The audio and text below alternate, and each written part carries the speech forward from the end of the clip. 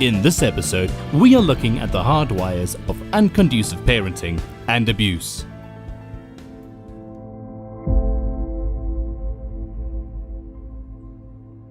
A baby wall, necessitated by the effects of an unconducive parenting culture.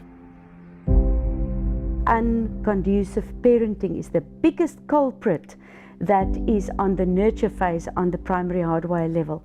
Secondly, abuse, the ABU, the abuse hardwire.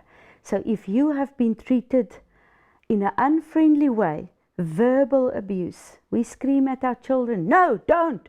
Those things are eventually becoming verbal abusive, that the child takes to himself and feel, I'm not safe, I'm not okay. You break down that self-esteem of the child by abusing the child verbally, emotionally, digitally nowadays, sexually and physically. It's a beautiful sunny day in the community of Makassar in the Western Cape. The adults are enjoying the warmth of the African sun, while the children laugh and play.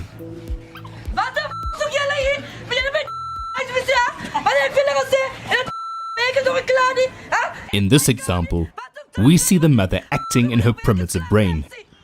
Her behavior is impulsive, and she does not consider the effects that it may have on her child and the other young children that are exposed to it. The affected children pick up on these negative parenting habits and will probably raise their own children in the same way, leading to a broken community.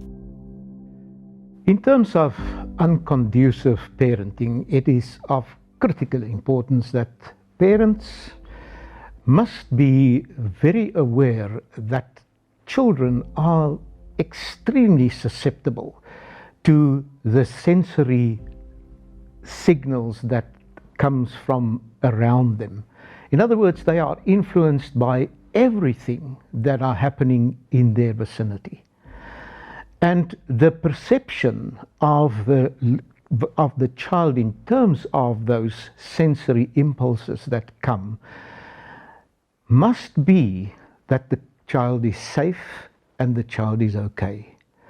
If anything is not okay, in other words, the child perceives something that is different, that is not the same as the child wants to be in terms of safeness, it's interpreted as danger. For instance, if a child is a small baby, the child basically, and we assume that, will have unconditional love. The child basically can do anything, like wetting the nappy and like probably vomiting somewhere where it's not, kind of acceptable. And that will still, from the parent, instill unconditional love, and the child will be safe. But as the child gets older, 1 year and 2 years, these behaviors are not so acceptable anymore. And all of a sudden, the environment of the child changes. And what was acceptable is not acceptable anymore. And if the behavior then is different in terms of the child's perception, it's really a big problem. And therefore, in terms of the needs of the child, it is so important that the parent must ensure that what the child senses from the outside is becoming very quickly something that the child becomes used to. And therefore, keep away all the other stuff that is not aligned with what the child finds for itself as to be safe. So the parent must be very sensitive towards the needs of the child. It may happen, for instance, that the child's nappy is wet and the child cries. The parent thinks the child might be hungry, prepares the food and feeds the child. But the child does not stop crying. The actual fact is the child's experience is not the loving and caring experience from the mother, but actually an abuse. This means that we need to be very careful as parents to ensure that we check everything to make sure that the needs of the child is satisfied and that the child eventually has the sense of, I am safe and I am okay. As a parent, we want to give our children the best opportunities to grow and become the best versions of themselves. However, we seem to forget that growth starts from infancy and that the way you raise your children affects their future successes long before they even step into the classroom. Joan will give us further insight into the effects of parenting of individuals' lives. Looking at the two different diametrically opposed parenting styles, we've got the one where that is very strict, very controlling, and the other that is very, very, very lenient. We look at the one where it's strict and controlling.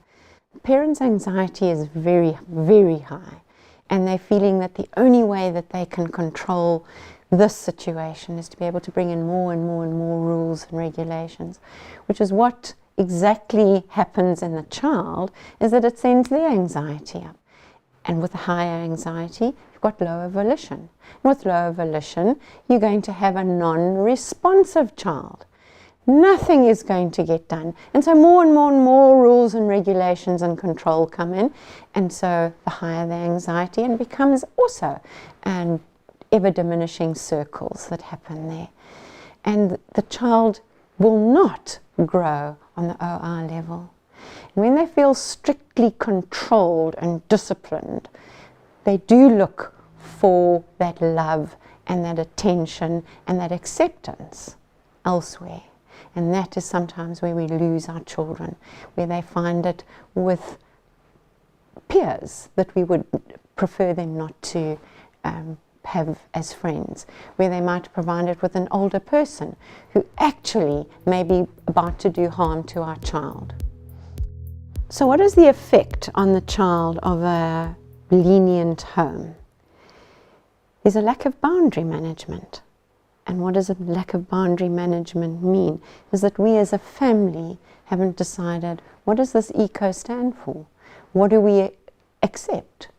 What do we not accept? What are our deadly do-nots? And how do we manage those boundaries effectively? And how do we all take ownership in managing those boundaries? And when we don't have that boundary management, our children become insecure. They are not given the opportunity to learn how to manage their own boundaries. They're not learning how to become self-driven, self-believing children. And so what does that lead to? It leads to, I will latch on to anybody who actually indicates that they might be a stronger person than me. And so I can go into all kinds of different things that may not be suitable. Gangs. I could get into abusive situations. I don't know how to manage myself if I do not have effective boundary management in my first ecosystem at home. And that is a critical point, is that I need to be able to instill in my child that ability to be self-driven, so that I'm not affected by what happens around me and the circumstances around me. I am internally locused and not externally locused and affected by external factors, but that I, within myself, have my own personal boundaries within which I can work. And that is critical, to be able to instill self-belief in a child and have a strong sense of self, to know, who am I, who do I stand for, and how do I set my own personal boundaries. So the four predominant hardwires that are manifesting themselves in children, first of all, is ELOC, and that will come from your two different parenting styles, but also from our school system, where we control and want to control what they do, so they cannot almost initiate themselves. They need to be in our control. The second one that is manifesting is victim. That will be a spin-off from your bad attitude, is, but I'm poor me, I couldn't help it, and all the excuses that come in. It wasn't my fault, you didn't explain to me properly, my mother didn't pack this in for me. So we learn from an early age that I can deflect the responsibility for something, and I can get away from responding appropriately and ably to a task that I'm being given. The third one that is manifesting itself in our children is whiz, which is a wolf in sheep's clothing, where they're wanting to conform. So in front of the teacher or in front of a parent, yes, okay, we'll do it. And the moment you've turned your back and turn back quickly to look at them, you'll find them going at you, and as quickly they'll look away and pretend. But we're not teaching them to actually deal with the truth. If they want to do that behind your back, they should be able to have the tools, the truth tools, to be able to talk to you and express that. And that is in life what we're wanting to almost cover up, is behave as is expected of you, but underneath something else is happening. And we need from an early age to teach our children to deal and work with the truth, the absolute truth. And the fourth one is bad attitude, and that is very prevalent in our young people, and from an early age, where there's rolling of the eyes, body language, rebelliousness. And often that rebelliousness becomes being the cool kid in the class, that the others follow and want to follow. And that rebelliousness is what leads to followers, what leads to gangsterism, and what leads to what we're seeing today a lot in our environment and our country, in rebelliousness, non-compliance to even law and order.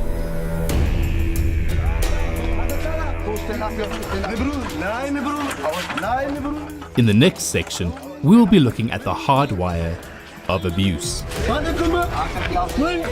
Abuse is a primary hardwire. It can happen between any person who wants to bully and take advantage of a smaller type of human or a weaker human. It happens in all these neighborhoods, doesn't matter whether it's rich or poor people.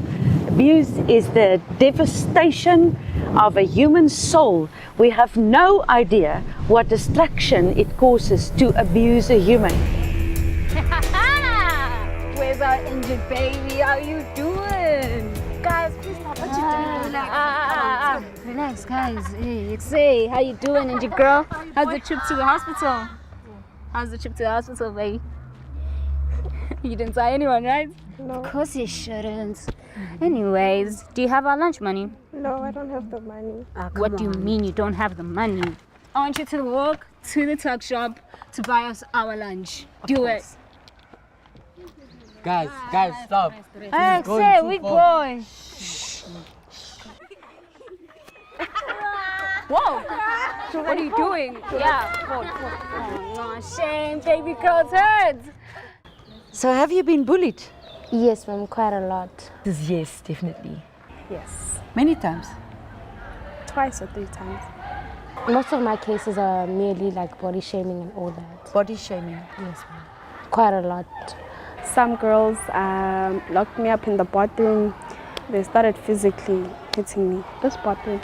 It's an everyday battle because words are exchanged and I personally don't know how to address them and talk to people about it personally, but it's an everyday battle. Humans abuse each other verbally, emotionally, physically, sexually, nowadays digitally. And they are doing it maybe unintentionally, but they destruct the human spirit and soul, and maybe their physical bodies as well. So what happens when a human gets abused?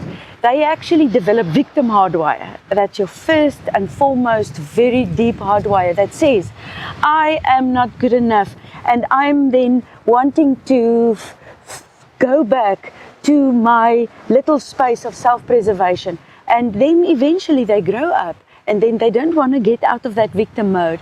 They start doing all these things for the perpetrator. They then start becoming judgmental when they've got a chance. And then they feel sorry for themselves, and and then that whole thing plays off.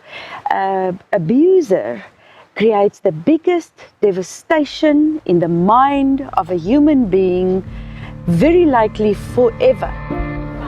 And that gave me a sense of I was not enough to be here. What was wrong with me? Made me question why was I born?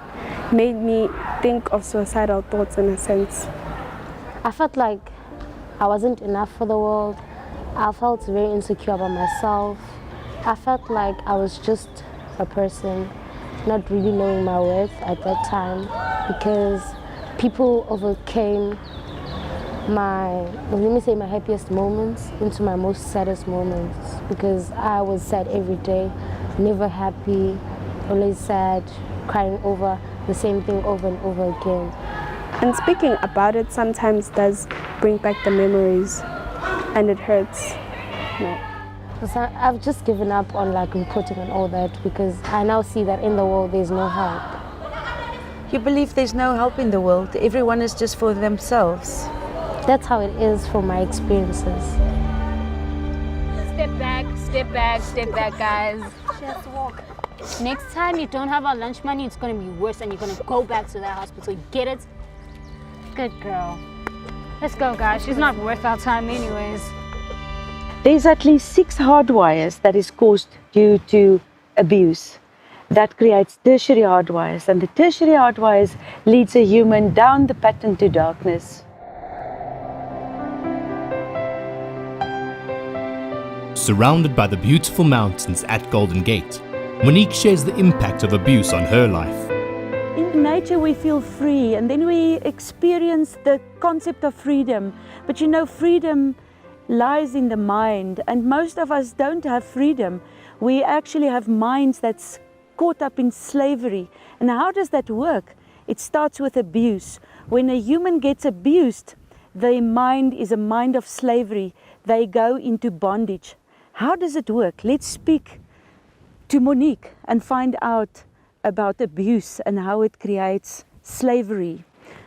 So have you been abused? Yes, a lot of people have abused me in my life. As a child, as an adult, in school, primary school, sexually, verbally. How does this bring you into a mind that is now caught up, and it doesn't feel as if you're free? What does that abuse do to you now as an adult in your mind? I feel insecure, unloved, not good enough. And I've had a long journey with drug addiction, alcoholism, self-mutilation. And that is cutting yourself? Yes, cutting or burning myself. That's my outlet. And so it's a warped coping mechanism that now plays out in your brain. And do you go back into that pattern that you're just stuck in? Absolutely. How does it work? Is it every day? It becomes every day, becomes a certain time of the day. Mm-hmm. And the first opportunity, obviously, that I get, then that at least gets me to be okay until then. Okay. You have basically become the abuser. You've been abused, and then you took over the role of the abuser. Yes. So you're saying I'm not good enough, and I'm not valuable enough, and now I've got to keep on playing out that role as the abuser of myself. Yes, because you're trying to numb the pain. You're trying to avoid what actually happened to you by taking it out on yourself because you deserve it. Or so you believe you're bad, even you were innocent, but you believe you're not good enough, and you're not, and you actually deserve to be punished almost. Yes, even if I try to stop. My body is telling me it wants it now, and if I can't do something in that time, then I plan it. And the first opportunity that I get, he will make a plan, and I will get the best excuses to cover it up. And that means you'll have to lie and steal to get it, because it's not about lying and stealing, it's about that obsession Yes. to go and hurt yourself or to numb the pain. Yes. And then all these other things follow, which then becomes a never-ending snowball of having to cover up and lying and become deceitful, and you just cannot stop that pattern. And you are caught up in bondage and in slavery of your own pain. Yes. A lot of times the thoughts even come that you don't want to live. Is that you have had And thoughts when is it gonna be enough?